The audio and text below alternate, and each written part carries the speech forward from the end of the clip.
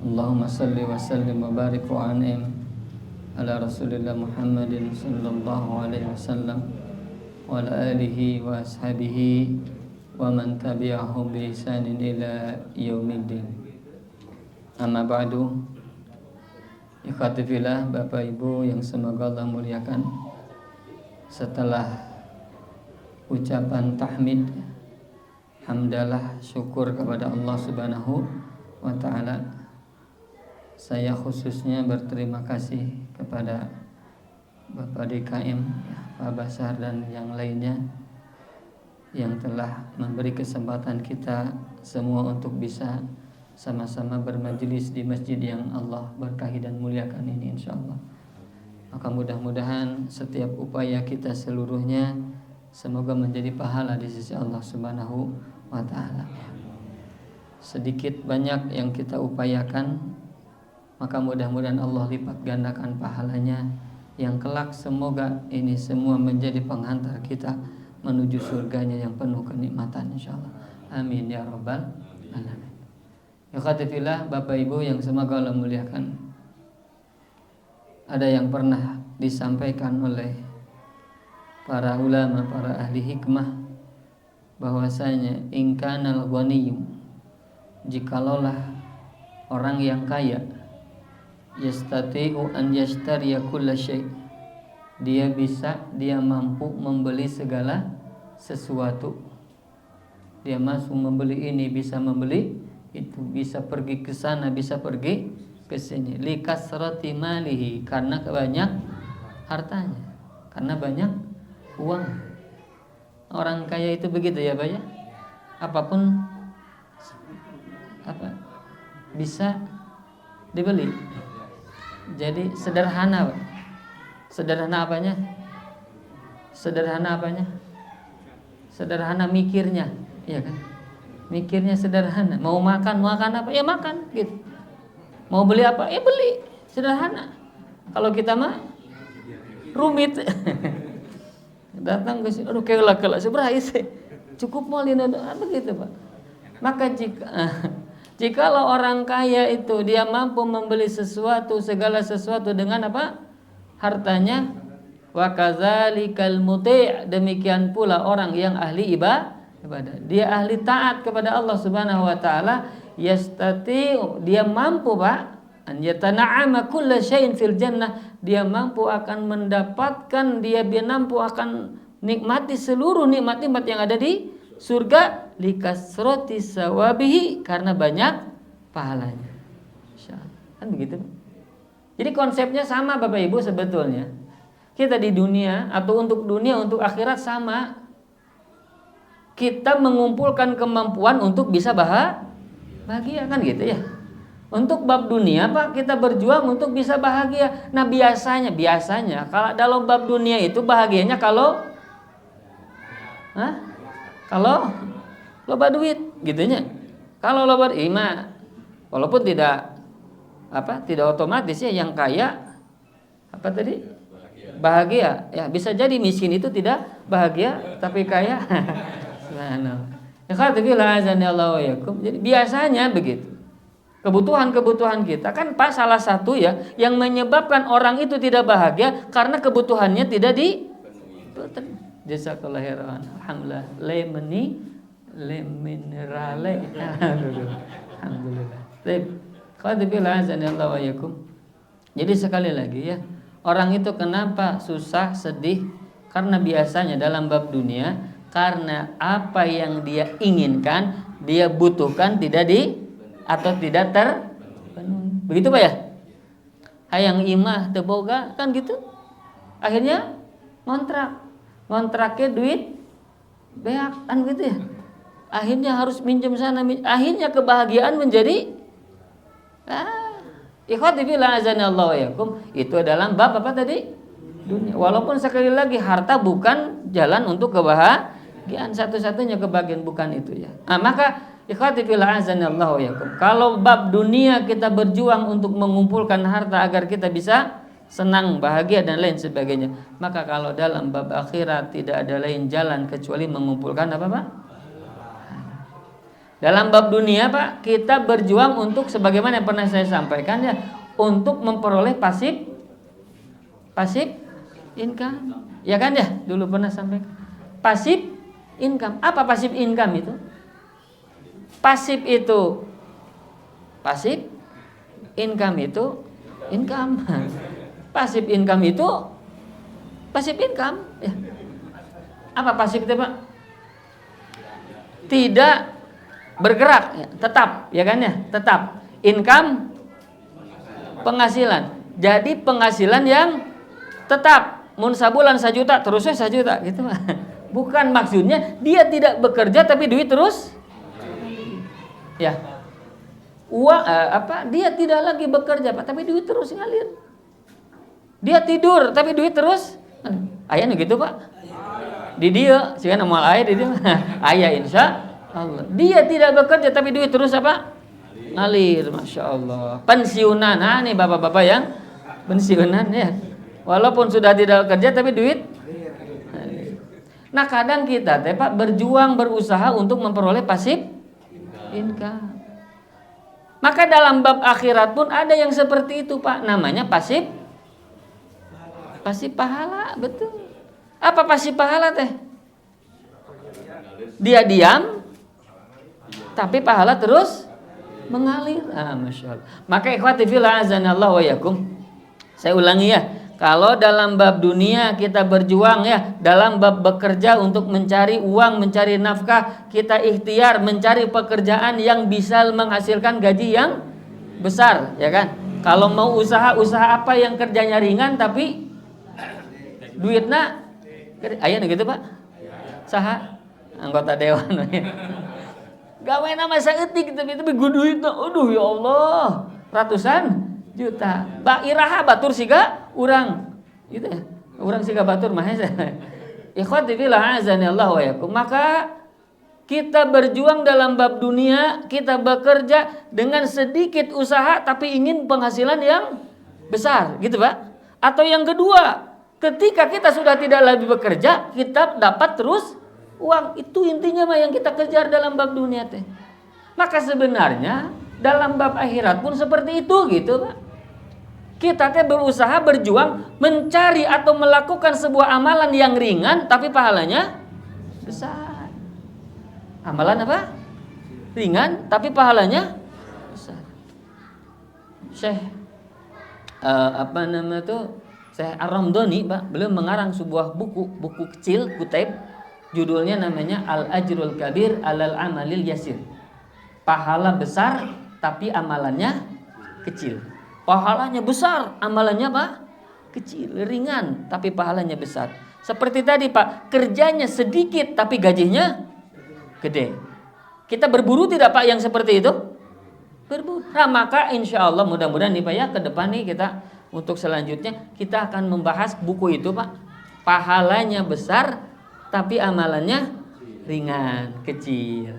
Apa saja? Nanti satu persatu kita akan bahas. Tapi konteksnya sekali lagi Pak, dalam bab akhirat kita berusaha berjuang melakukan amalan yang kecil tapi pahalanya Pak besar. Yang kedua tadi, kalau dalam bab dunia tidak lagi bekerja tapi terus mengalir uang kan begitu. Demikian pula dalam bab akhirat kita berjuang ketika kita sudah tidak lagi beramal tapi amalan itu bisa terus pahala itu bisa terus mengalir.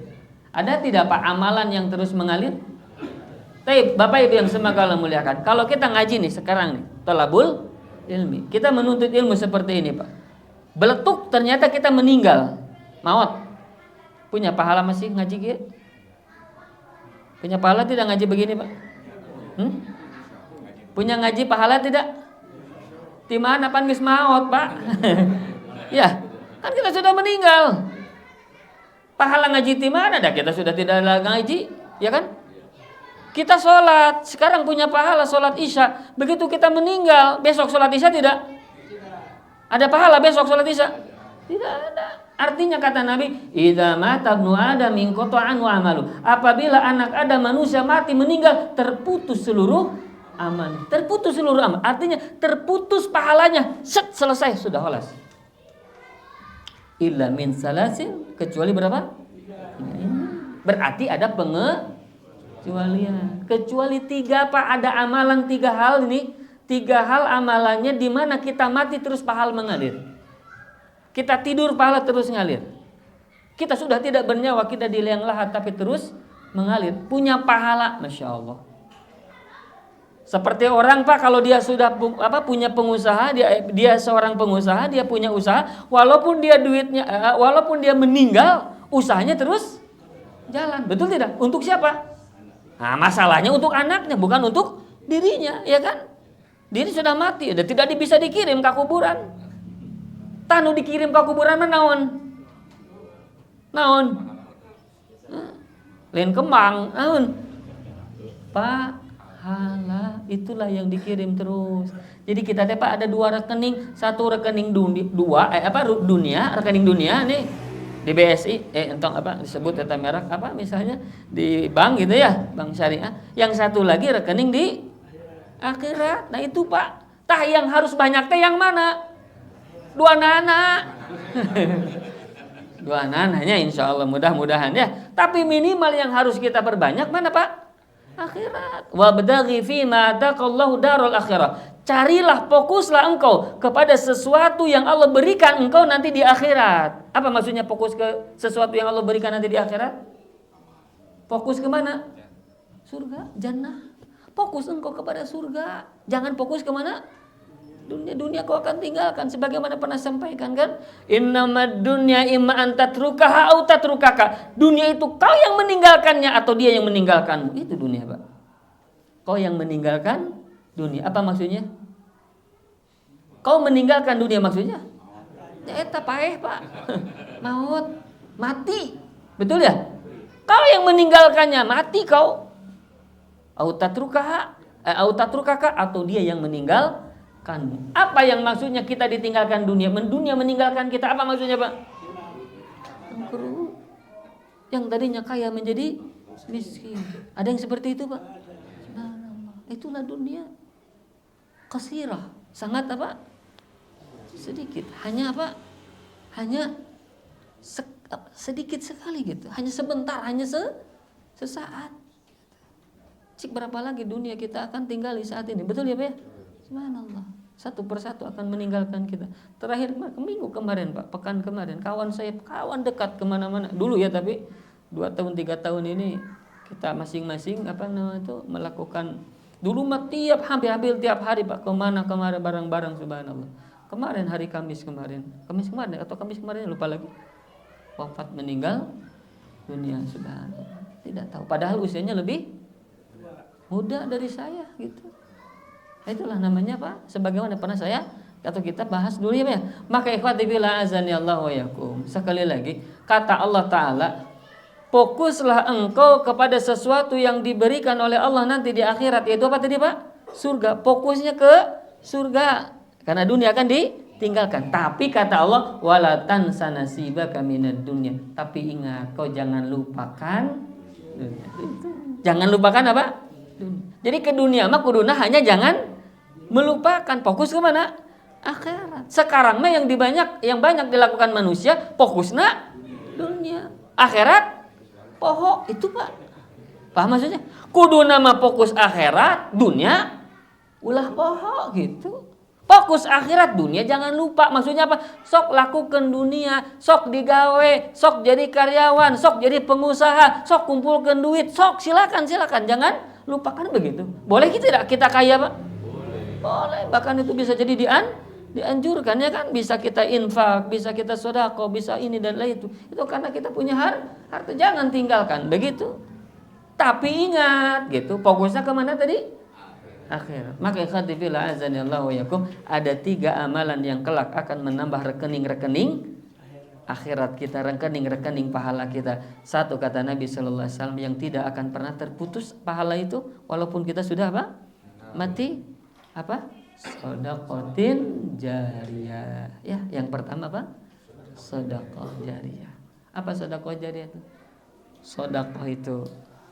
Sedekah jariyah itu jariyah. Jadi sedekah jariyah. Apa? Sedekah yang jariyah. Apa? Yang mengalir. Sedekah yang apa? terus mengalir. Maksudnya apa? Sodako itu benda yang disodakohkannya ada, terus digunakan, terus dipakai, maka pahalanya terus mengalir. Kalau kita berikan makan kepada fakir miskin, kita berikan makan, dapat pahala Pak? Besar pahalanya? Besar insya Allah. Jannah, surga insya Allah. Tapi setelah selesai makan, selesai pahalanya gitu. Karena sudah apa? Habis. Sudah jadi kotoran, jadi tenaga, kemudian jadi apa? Selesai kan begitu. Tapi kalau sedekah jariah ini Pak, bendanya itu lama habisnya gitu. Nah maka disebut oleh para ulama namanya wakaf. Namanya apa? Wakaf. Apa wakaf itu? Wakaf itu kan terhenti ya, diam. Maksudnya apa? Jadi bendanya itu diam ya, tidak dimiliki oleh siapapun, tidak bisa dijual, tidak bisa dimanfaatkan kecuali untuk karena Allah Ta'ala. Contoh misalnya apa ini? Masjid. Ini wakaf nih. Dulu Pak orang yang mewakafkan ini, yang punya tanah diwakafkan, sekarang dipakai untuk apa ini? Sholat. Kita ngaji seperti ini. Mohon maaf, orang yang meninggal Pak yang mewakafkan ini punya pahala tidak? Insyaallah. Beliau lagi, mohon maaf misalnya ya, mudah-mudahan ada di sini salah satu apa yang mewakafkan ahli warisnya ya. Maka orang yang mewakafkan ini dulu yang menjadi sebab terjadinya masjid ini. Oh nih tanahnya sok bangun silakan. Ada yang punya lahan, saya juga punya sedikit nih untuk membangunnya. Saat ini sudah meninggal, sudah tidak ada di kuburan Pak. Masih dapat rekening pahala tidak? Ini berapa orang yang ngumpul di sini sekarang Pak? 40-50 orang terus mengalir. Orang tiap hari sholat terus mengalir. Masya Allah, itu orang yang paling bahagia. Orang paling apa? Bahagia. Sudah dikubur tapi pahalanya terus ngalir. Dia punya uang sedikit, 20, 30, 40 juta. Dia bangun sumur, ya kan? Bangun apa? Sumur. Sumur untuk warga, untuk masyarakat. Ya. Kemudian orang-orang mengalah air itu. Mengambil air itu. Diambil air itu, dimanfaatkan, digunakan, pakai mandi, cuci kakus dan lain sebagainya. Dia sedang tidur, pahalanya ngalir. Dia sudah meninggal, pahalanya masih ada. Allahu Akbar. Itu namanya apa Pak? Sedekah jariyah. Maka ikhtiar berjuang Pak, sebelum kita mati kita punya sedekah jariyah. Kalau bisa punya masjid, kalau bisa punya pesantren, minimal punya saham di masjid, punya saham di pesantren. Minimal punya sesuatu yang kira-kira ketika kita mati pahalanya terus mengalir kepada kita.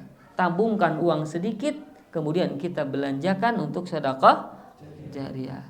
Punya uang sedikit, belikan Al-Quran. Al-Quran ini berikan kepada para penghafal Al-Quran. Setiap mereka hafalkan menggunakan Quran kita, insya Allah pahalanya terus. Itu namanya apa Pak? Itulah orang pinter Pak. Orang pinter itu teh. Jadi pahalanya itu dia dapatkan bukan hanya untuk dirinya, bukan dari dirinya sendiri, ya kan? Kalau sholat dari diri kita, ngaji dari diri kita, betul ya Pak? Gimana caranya pahala itu bisa ngumpul dari setiap orang? Begitu. Maka kita ikhtiar. Orang lain tuh mengalirkan pahalanya untuk kita gitu. Ketika kita sulit jadi menghafalkan Quran, jadi jalan para penghafal Quran. Punya rumah, sok tempatan, sok pakai untuk menghafal Quran. Kita nggak hafal Quran Pak, tapi di situ ada anak 10 anak, 20 anak menghafal Quran. Insya Allah kita termasuk orang yang punya pahala menghafal. Masya Allah. Dasar tidak pahalanya Pak. Ini namanya apa tadi Pak? Sedekah jariyah. Maka ikhtiar berjuang, bismillah, mudah-mudahan Allah mampukan kita sedikit demi sedikit kita apa? Sedekah jariyah. Ya, contoh misalkan di sini kan Bapak-bapaknya kencreng apa ini? Kencreng masjid ya. Kita apa? Apa Pak? Ya, betul bagus siapkan di situ ya kencreng.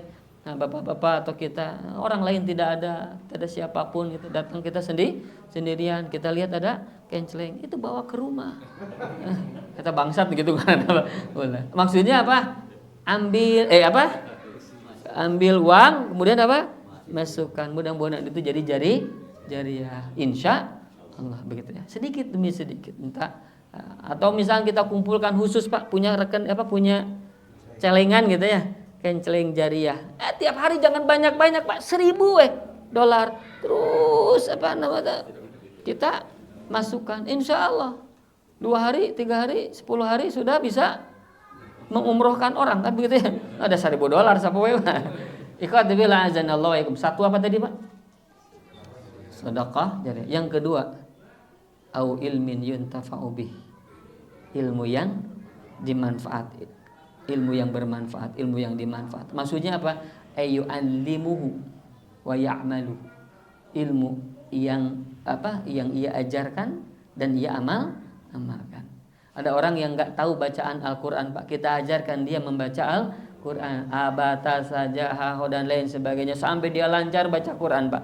Ketika kita meninggal dia baca Quran, Pak, kita punya pahala tidak? Insyaallah. Itu namanya apa? Ilmu yang bermanfaat. Orang lain tidak tahu bagaimana tata cara sholat. Kita ajarkan sholat tuh begini dan sebagainya. Ini sesuai dengan sunnahnya seperti ini. Dia amalkan itu, maka itu jadi ilmu yang bermanfaat. Dia meninggal, insya Allah dia akan dialirkan apa, Pak? Pahalanya. Masya Allah. Ilmu yang apa tadi? Bermanfaat. Maka kata Al-Imam Ibnu Qayyim Al-Jauziyah ya, atau yang lainnya, bahwasanya sebagaimana pernah mungkin saya sampaikan, ghayatu talabil ilmi, Pak, tujuan dalam menuntut ilmu, tujuan kita belajar seperti ini, yang pertama kata para ulama, raf'ul jahli an nafsihi, mengangkat kebodohan dari dirinya sendiri. Angkat kebodohan dari dirinya, maksudnya apa? Agar diri kita tidak lagi bodoh, tidak lagi tidak tahu, menjadi akhirnya tahu kumaha cara takbir yang benar, cara sujud yang benar, cara i'tidal yang benar, bagaimana bacaan ini yang benar, bagaimana sesuai sunnah, dan dia tahu itu akhirnya beribadah dengan benar. Dia belajar bagaimana membaca Al-Qur'an yang benar, makhorijul hurufnya, sifatul hurufnya, kan gitu ya, wakofnya dan lain sebagainya benar dia baca. Angkat kebodohan dari diri sendiri gitu, agar dirinya benar dalam beribadah gitu. An ya'budallah ala basirah, beribadah kepada Allah di atas basirah. Apa di atas basirah? Alal ilmi, di atas ilmu. Kan kata Allah, la taqfu ma laisa laka bihil ilmun. Jangan kau ikuti sesuatu yang tanpa ada ilmunya gitu. Ikuti, amalkan sesuatu yang ada ilmu. Nah, maka yang pertama dalam menuntut ilmu, angkat kebodohan dari diri sendiri. Usaha itu. Nah, yang kedua naik level, Pak, kata para ulama. Setelah kau angkat kebodohan dari dirimu sendiri, raful jahli an ghairihi. Angkat kebodohan orang lain. Apa maksudnya, Pak, angkat kebodohan orang lain? Ajarkan gitu. Ajarkan ke anak, ajarkan ke istri kita, ajarkan ke anak kita, istri kita, tetangga kita, ajarkan ke orang lain, ajarkan. Itu maksud. Nah, itulah jalan menuju apa? Jalan menuju pasif. Bukan pasif income, pasif pahala ya. Pasif apa, Pak? Pahala, rekening pahala terus apa ngalir dengan cara mengajarkan ikhtiar. Satu berat duit, aduh teu boga ada miskin. Nu kadua ilmu eueuh. Tah nu katilu, Pak. Kata Nabi, au waladin solihin yad'ulah, anak yang soleh. Kalau satu kita tidak punya uang untuk jariah, punyalah apa? Ilmu. Kalau masih tidak ilmu juga, duit teu boga, ilmu teu aya, nu katilu, Pak, kudu loba istri, kudu loba anak, tapi anaknya anak yang soleh gitu. Di mana anak yang soleh itulah yang akan mengalirkan pahala kepadanya. Kenapa? Karena setiap amal soleh anak itu akan mengalir pahalanya untuk orang tuanya. Kata Imam An-Nawawi ya, bahwa setiap amal soleh anak akan mengalirkan kepada orang tuanya. Kenapa? Li'annal walad min kasbihi. Karena anak itu bagian dari usaha orang tuanya. Maka, Pak, kalau disimpulkan tiga perkara ini, apa yang pertama tadi? Sedekah jariah. Yang kedua, ilmu bermanfaat. Yang ketiga, anak yang soleh. Itu semuanya menjadi sebab terwujudnya amal orang lain gitu. Menjadi apa tadi? Sebab terwujudnya amal orang lain gitu. Tapi yang tiga perkara ini ya, terwujudnya amal itu selalu ada abadi gitu. Yang tadi misalnya yang pertama apa ya, sedekah. Jadi dia masjid, selama masjid ini ada, selama masjid ini dipakai, pahalanya akan terus ngalir gitu. Yang kedua apa tadi teh? Ilmu ya. Selama yang diajarkan itu hidup, selama yang diajarkan itu mengamalkan yang dia ajarkan, maka akan dapat pahala. Selama dia punya anak, anak itu soleh, selama anaknya itu hidup, selama anak itu berbuat soleh, maka kesolehan itu ngalir kepada siapa? Nah, jadi sebab terjadinya apa? Amal soleh. Maka ada sebuah kaidah menurut para ulama bahwasanya al-musabbib lil amal ya, yang menyebabkan sebuah amal kana lahu ajrul amil, baginya pahala seperti orang yang mengamalkannya. Karena ini Pak, sebagaimana Nabi SAW menyampaikan, mandalla ala khairin falahu mislu ajri fa'ilihi. Barang siapa yang menunjukkan kepada sebuah kebaikan, maka baginya pahala seperti orang yang melakukannya. Tuh. Jadi ceritanya gini Pak, dulu teh ada yang datang kepada Rasulullah, kendaraannya teh mati Pak, untanya apa? Mati. Maka datang kepada Rasulullah, ya Rasulullah, unta saya mati. Maksudnya minta tolong untuk dibonceng gitulah. Ini minta tunggangan. Maka Nabi itu tidak ada yang bisa ditunggangi oleh dia gitu ya, mungkin karena banyak barang lah dan lain sebagainya sehingga tidak bisa ditunggangi gitu. Nah, Nabi kemudian ya barangkali ada orang lain yang bisa membawa orang ini. Tiba-tiba ada seorang Pak yang datang kepada Rasul, ya Rasulullah, saya tahu siapa orangnya yang akan membawa orang ini. Nah, maka dibawalah orang ini Pak kepada orang yang punya kendaraan. Ini teh orang yang punya onta atau yang hanya menunjukkan?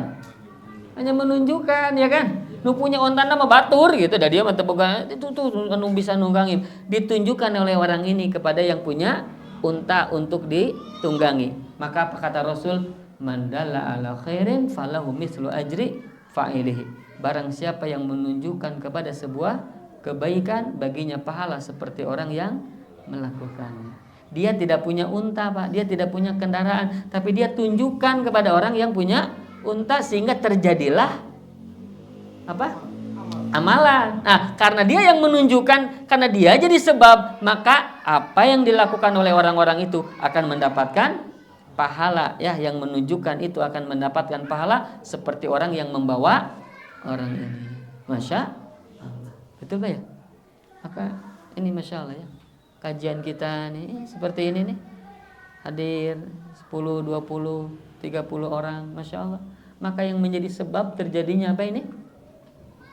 Terjadinya kajian ini Pak, kalau bapak-bapak yang hadir ya, yang tidak ada kontribusi terjadinya kebaikan ini ya, yang tidak, bukan jadi panitia lah gitu kasar namanya, maka pahalanya berapa? 1 ya kan? Pahalanya, walaupun nanti Pak sesuai dengan kesungguhan sebagaimana pernah saya sampaikan, bisa dikalikan berapa? 10. Kalikan berapa? 100. Tergantung apa? Kesungguhan. Itu 1 intinya. Tapi orang yang menjadi sebab terjadinya amal ini, dia punya pahala tidak? Punya 1 kan ya, dia tuh. Kemudian siapa lagi dia dapat dari mana? Dari setiap orang yang datang dia dapat. Kenapa? Karena tidak mungkin terjadi kalau tidak ada dia. Betul tidak Pak?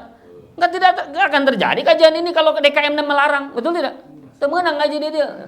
Puji syakoing. Mau jadi Pak pengajian. Betul? Ayah pengajian mau dia. Ayah pahala tidak? Maka penyebab terjadinya kajian ini, dia pun akan mendapatkan apa? Pahala, dapat kebaikan. Masya Allah. Maka jadilah apa tadi? Sebab gitu. Nah, mulai besok maka kudu jadi ketua DKM. Ikhwati fillah azani Allah wa yakum. Ya, disinilah pentingnya jadi sebab terjadinya apa? Gitu Pak ya. Maka yang tadi 3 ya, kemudian jadi apa tadi? Sebab terjadinya amal. Nah, kemudian satu lagi Bapak Ibu yang semoga alhamdulillah. Karena kan kita judulnya itu apa sekarang tadi teh? Pahala amalan yang pahalanya selalu terjaga. Pahala-pahala yang selalu terjaga. Maksudnya yang terjaga itu tadi Pak, yang selalu apa? Mengalir begitu ya. Nah, kemudian yang besar. Nah, salah satu Pak di antara pahala yang besar yang jangan sampai kita lupakan adalah ihya'us sunnah. Menghidupkan apa? Sunnah. Menghidupkan apa? Sunnah. Khususnya sunnah-sunnah yang setiap saat, yang tidak kita tinggalkan. Coba Pak, saya tanya Pak. Sunnah Rasulullah salah satu, misalnya sholat apa? Tahajud. Sholat tahajud, tiap waktu kita sholat tahajud. Hah? Maksudnya teh subuh malam tahajud. Engke pagi-pagi tahajud deh. Berang tahajud deh. Gitu tidak Pak? Itu hanya waktu tertentu ya. 1 jam paling, 1 jam setengah, 2 jam ya. Atau setengah jam mungkin ya, bisa jadi kan ya. Nah, itu. Salat apa lagi Pak? Salat duha, hanya waktu duha, betul ya? Rawatib, kan ada waktunya ya kan? Bada zuhur, qobla zuhur, qobla subuh ya kan? Bada maghrib, bada isya, itu. Tapi ada amal-amalan yang sunnah dan itu pun mendapatkan pahala, menghidupkan sunnah yang diperintahkan oleh Nabi gitu. Yang setiap saat itu kita lakukan. Apa contohnya? Mohon maaf gitu ya. Contohnya kata Nabi SAW, a'ful lihiyah. Biarkan apa? Jenggot. Wa akhfus syawarib. Kemudian apa ini? Kurud, kumis. Insyaallah. Itu teh perkara yang punten Pak, remeh temeh, sesuatu yang tidak dianggap ibadah. Betul tidak? Naon hubungannya jenggot jeung ibadah, Pak? Apa hubungannya jenggot dengan ibadah? Nggak ada. Betul tidak? Nggak ada. Tapi kalau itu diperintahkan Nabi jadi apa? Jadi ibadah. Punten Pak, Bapak pernah umroh ya, pernah haji ya? Cok Pak, ketika kita ihram, ketika kita haji, kita umroh, apa yang tidak boleh dilakukan oleh seorang ihram, seorang muhrim? Tidak boleh apa? Tidak boleh potong kuku, betul ya? Cik naon hubunganna potong kuku jeung ihram? Apa hubungannya? Nggak ada. Tidak boleh potong apa? Cukur, betul tidak Pak? Tidak boleh cukur, tidak boleh potong kuku, tidak boleh potong rambut, tidak boleh ngurut. Tong disebut kelek napa? Oh, jadi disebut bulu-bulu itu, rambut-rambut tidak boleh dicukur. Ketika apa? Ihram. Lihat, ketika ihram tidak boleh. Padahal apa hubungannya ihram jeung buuk? Apa hubungannya dengan kuku gitu? Apalagi Pak yang tidak boleh apa? Perempuan tidak boleh apa? Bercadar, ya kan? Tidak ada hubungannya sama sekali. Tapi karena itu diperintahkan, sami'na. Itulah bedanya orang yang beriman gitu. Maka kata Nabi, a'ful lihyah. Biarkan apa? Jenggot. Apalagi tadi? Kurud, kumis. Kalau kita niatnya ingin melakukan perintah Nabi, insya Allah jenggot yang selalu dia pelihara itu akan terus mengalirkan apa? Pahala. Dia biarkan, tidak dia apa? Kurud. Karena apa? Mengurut apa itu tadi? Mengurut cukur itu memang khilaf para ulama. Ada yang mengatakan haram, ada yang mengatakan makruh. Ulama Syafi'iyah, ulama Hanabilah itu mengatakan, ada yang mengatakan haram. Tapi sebagian banyak itu mengatakan itu makruh. Tapi intinya Pak, para sahabat, lihat, para sahabat as-salafus soleh juga orang-orang soleh itu tidak pernah berpikir ya teh halal atau ya teh makruh atau wajib. Haram atau makruh. Apa yang Nabi perintahkan, lakukan. Apa yang Nabi larang, jauhi. Itu. Sami'na. Ih, enggak pernah gitu. Panjangkan jenggot. Apa tadi teh? Cukur rambut. Kala-kala Rasul, itu wajib atau sunnah? Nabi para sahabat waktu gitu. Ngerti nggak maksudnya Pak?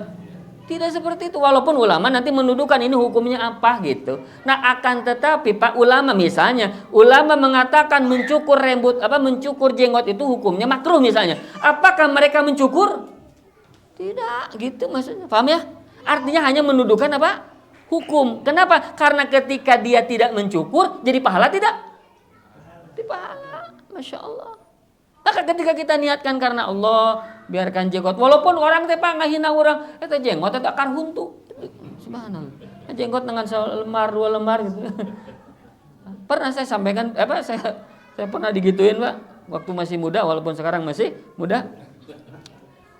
Saya ketika 1 lembar 2 lembar, pul eta teh jenggot atau akar rumput gitu Pak, subhanallah. Tapi apa yang kita lakukan? Degungkeun jelema entah Pak. Apa yang kita lakukan? Senyum sabar. Kenapa? Karena kita melakukan karena Allah, karena Rasul, ingin mengikuti perintah Rasul. Kalau kita niatnya perintah Rasul, sekali lagi berpahala tidak Pak?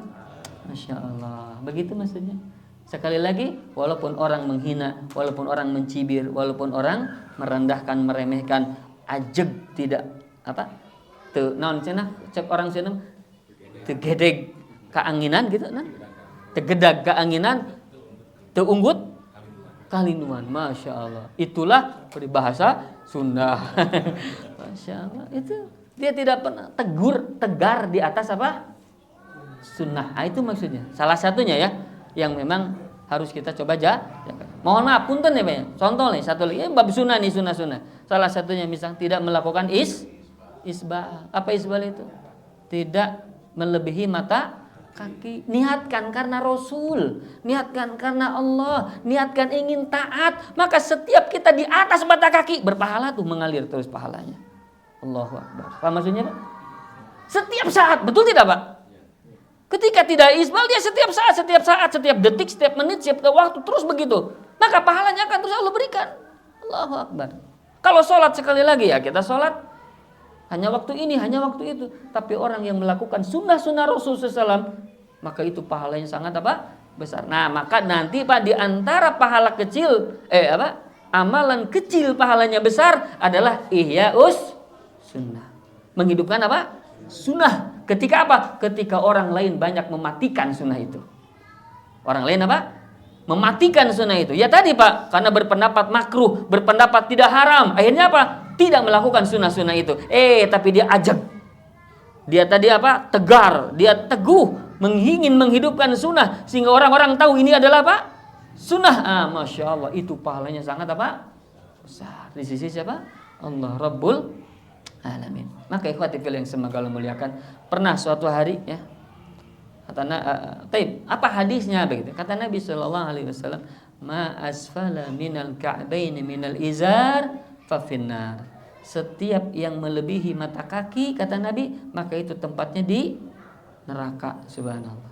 Nah, memang nanti ulama khilaf, apa khilaf teh? Berbeda pendapat. Yang dimaksud melebihi mata kaki mas sebagaimana hadis yang lain, khuyala'a, dalam keadaan sombong.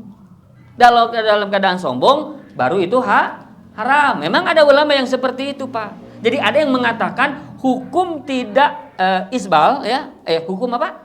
Isbal yang melebihi apa? Mata kaki itu hanya ada yang mengatakan hanya makruh. Hanya apa? Makruh. Tapi bagian banyak lagi ulama, Ibnu Hajar al-Asqalani, Al-Imam Az-Zahabi dan ulama-ulama yang lain, bahwasanya melebihi mata kaki hukumnya haram. Paham maksudnya Pak? Tapi sekali lagi bagi diri kita, teu haram, teu makruh, apa yang kita lakukan? Jauhi gitu. Yang penting sesuai dengan apa tadi? Tuntunan Rasul. Saya ingin siga Rasul gitu. Paham maksudnya Pak? Saya ingin melakukan apa yang Nabi perintahkan. Maka sebagian ulama katakan, ketika kau diperintahkan Rasul, kemudian kau tidak taat, hati-hati, bisa jadi itu bagian dari rasa sombong. Walaupun tidak sombong gitu. Ngerti nggak maksudnya? Jadi kita tidak sombong ya, dalam rangka isbal kita tidak sombong ya, memang siga kieu gitu. Tapi ketika kita tahu itu perintah Nabi, tapi kita tidak amalkan, hati-hati, dalam hati kita ada kesombongan, tidak mau mentaati perintah Rasul. Hati gitu. Maka ikhwati fillah azani Allah wa yakum, penting bagi kita memahami bab ini. Kata para ulama, khuruju minal khilaf mustahab. Keluar dari khilaf itu mustahab. Apa mustahab itu? Dianjurkan. Apa maksudnya dianjurkan? Kan ketika ulama memakruhkan, ada ulama yang mengharamkan. Mana yang lebih bagus kita ambil? Ada yang memakruhkan, ada yang mengharamkan. Mana yang bisa kita ambil yang harusnya? Yang mengharamkan. Agar apa? Agar terhindar dari perbedaan pendapat. Ngerti nggak maksudnya? Terhindar dari perbedaan apa? Pendapat. Karena orang yang memakruhkan itu, ketika misalnya gini Pak, kan isbal itu ada yang haram, ada yang apa? Makruh, ya kan? Ulama tuh ada yang memakruhkan, ada yang mengharamkan. Tapi kalau tidak isbal, sepakat tidak itu pahala? Kalau Betul. Kalau tidak isbal, ulama yang berbeda pendapat tadi ya, ketika kita tidak isbal, sepakat tidak itu teh berpahala? Sepakat gitu maksudnya. Jadi ketika ada orang yang memakruhkan, isbal itu makruh. Tapi kalau tidak isbal, itu berarti berpahala gitu. Kalau isbal nggak apa-apa, itu kalau memakruhkan gitu. Paham ya? Tapi kalau mengharamkan, kalau isbal itu berarti haram, dosa. Kalau tidak isbal itu berarti berpahala. Tah Pak, ketika kita menghindarkan diri dari perbedaan pendapat para ulama agar kita tidak terjerat ke dalam makruh kepada haram, lebih baik kita tinggalkan isbal itu, gitu maksudnya. Paham maksudnya? Ketika kita tidak isbal, maka itu jadi kebaikan dan pahala. Nah, itu niatkan itu Pak, bukan perbedaan pendapatnya. Silakan yang berbeda pendapat yang begini-begini siapa, akan tetapi dalam hati kita, dalam jiwa kita berjuang untuk taslim kepada sunnah, berjuang untuk berserah diri kepada apa yang Nabi sampaikan. Karena di antara salah satu konsekuensi mencintai Rasul, lihat konsekuensi mencintai Rasul, at-tasdiqu fi ma akhbara, membenarkan yang Nabi sampaikan, wa ta'atuhu fi ma amara, dan mentaati apa yang Nabi perintahkan. Ingat Pak, perintah itu ada dua kan, ada wajib, ada sunnah. Lakukan dua-duanya, gitu maksudnya. Wajtinabu ma naha anhu wa zajara, kemudian meninggalkan apa yang Nabi larang. Apa yang Nabi larang teh? Dua lagi Pak, apa? Haram, makruh. Tinggalkan dua-duanya. Nah, gitu. Itu konsekuensi cinta kepada Rasul. Nah, kalau benar kita cinta kepada Rasul, amalkan eta teh, gitu maksudnya. Plus pahalanya sangat apa? Besar. Kahiji pahalana besar Pak, karena menghidupkan sunnah ketika itu dimatikan oleh orang lain, gitu kan ya. Yang kedua setiap saat mengalirkan pahala sampai kita mati. Kalau kita mati masih kita ada pahala tidak? Ketika tidak isbal tidak ada, sudah sudah mati selesai, gitu kan ya. Akan tetapi khawatir yang semoga muliakan, orang yang menegakkan sunnah, melakukan sunnah, khususnya sunnah yang sariroh ya, yang biasa kita lakukan setiap saat, itu pahalanya sangat besar. Wallahu alam, demikian mungkin ya. Ini yang bisa kita bahas. Jadi pahala-pahala besar diantaranya yang terus mengalir, yaitu ya pasif apa tadi? Pahala ya, yaitu 3 amalan. 1 apa tadi teh? Sedekah jariyah, ilmu yang bermanfaat, anak soleh yang selalu mendoakannya ya, atau yang beramal soleh, itu intinya. Yang mendoakan itu bukan berdoa ya, tapi mendoakan ya, artinya apa? Berbuat amal soleh ya. Amal solehnya insya Allah akan mengalir kepada kedua orang tuanya, selama kedua orang tuanya inilah yang mengarahkan atau menjadikan sebab terjadinya anak itu menjadi soleh ya. Kemudian tadi amalan yang besar juga pahalanya kecil, amalannya kecil, pahalanya apa? Besar ya, diantaranya menjadi sebab terjadinya kebaikan. Apapun kebaikannya, jadilah kita sebabnya, gitu maksudnya. Jadi sebabnya insya Allah akan mendapatkan apa? Kebaikan. Ya, salah satunya mohon maaf ya, salah satunya yang menyampaikan seperti ini. Pak, kalau tidak ada yang menyampaikan begini, ada pengajian tidak? Nah, mun eueuh ustadna jalan moal pengajian. Punten ya, bukan agul kuayung butut, bukan gitu. Khususnya nih yang masih muda nih, kalau bisa mah jadi orang yang tadi Pak, mengangkat kebodohan dari orang lain, yaitu mengajar. Kenapa? Karena dia mendapatkan pahala dari sebab terjadinya kajian itu, pengajian itu. Belum nanti dari pahala ketika ada yang diamalkan. Ini dari 30-40 orang itu kan ada yang mengamalkan, ada yang tidak. Betul tidak? Saya ngomong gandeng kia, tarik kia kan, aya nu diamalkan, aya nu henteu. Betul tidak Pak? Tapi minimal sekarang yang kita lakukan ini, minimal pahalanya juga dapat, kan gitu ya. Nah, maka mengangkat kebodohan dari orang lain ya. Kemudian yang terakhir tadi, menghidupkan sunnah ketika manusia mematikannya ya. Wallahu alam. Demikian mungkin ya Bapak-bapak, sudah adzan subuh ya, adzan Isya ya. Tapi dicukupkan saja, benar dari Allah Ta'ala, salah dari saya dan dari setan, semoga Allah ampuni. Barakallahu fikum wa jazakumullahu khairan. Aqulu qouli hadza wa astaghfirullah li wa lakum. Subhanakallah bihamdika asyhadu an la ilaha illa anta astaghfiruka wa atubu ilaik. Assalamualaikum warahmatullahi wabarakatuh.